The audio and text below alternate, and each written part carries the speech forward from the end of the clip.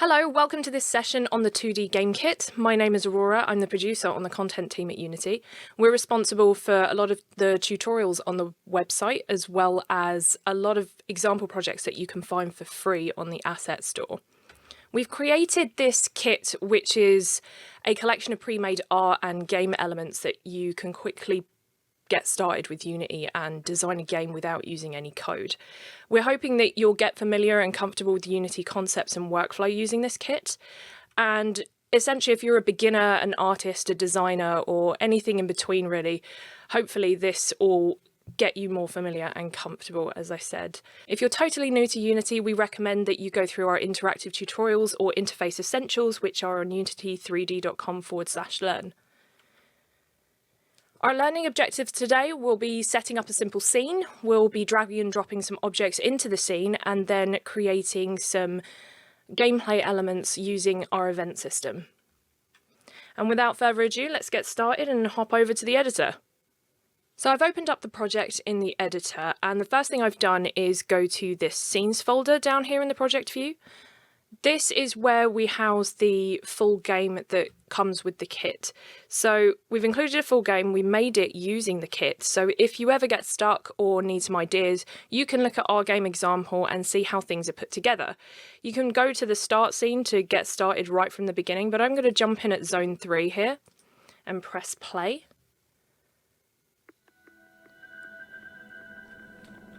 And so here you can see we've got some moving platforms.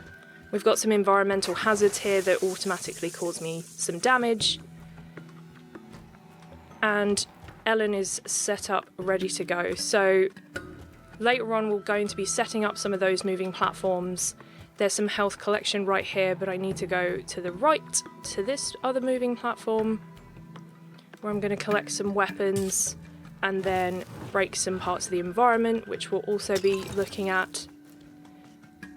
And just a little bit later on, we'll be setting up some automatic enemies that attack you, as well as some key collection. So that's a little bit of the game kit.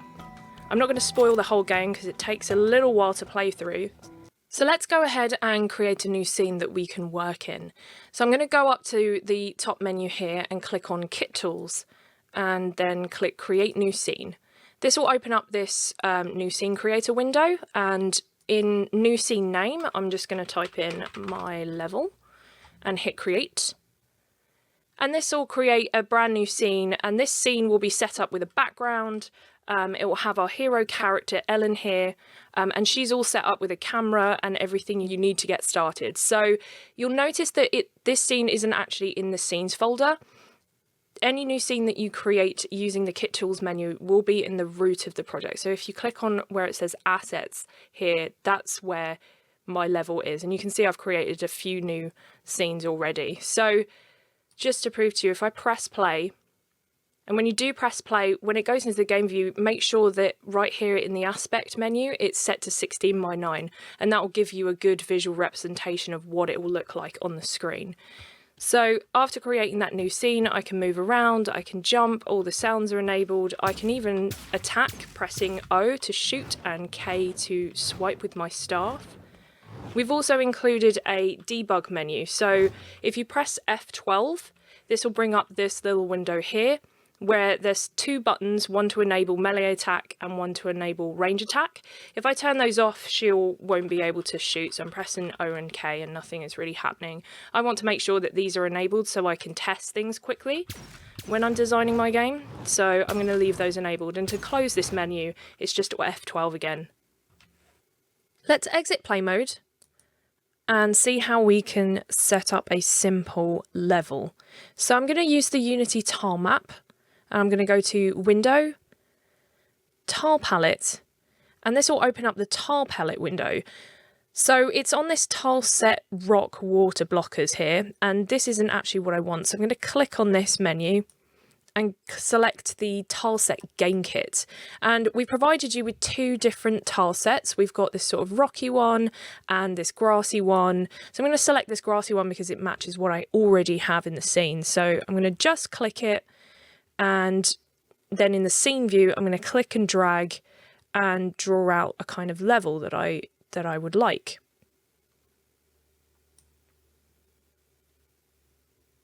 So all these tiles are set up so you can just draw everything out, and it knows what type of tile to already place because we've all set this up with a rule tile asset. So if I press play, I'll still be able to run around this level that I've just drawn out.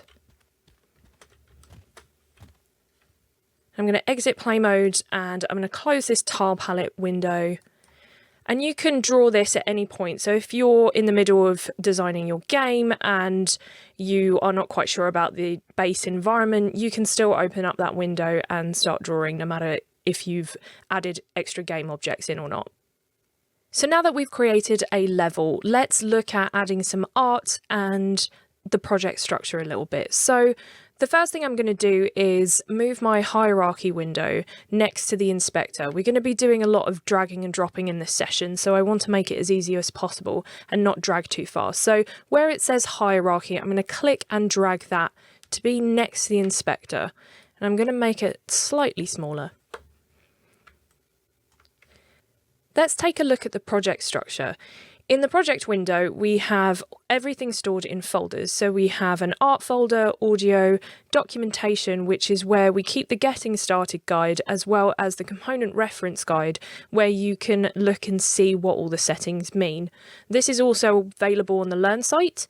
So if you go to the project on the Learn site, you'll have the exact same thing there. We have the prefabs folder, which is where all of the gameplay elements are stored. We'll be going into that a bit later. And then the scenes folder, as we were previously in for the example game. I'm going to go back to the root of the project and open up a scene that I already made. So I'm going to just double click on it.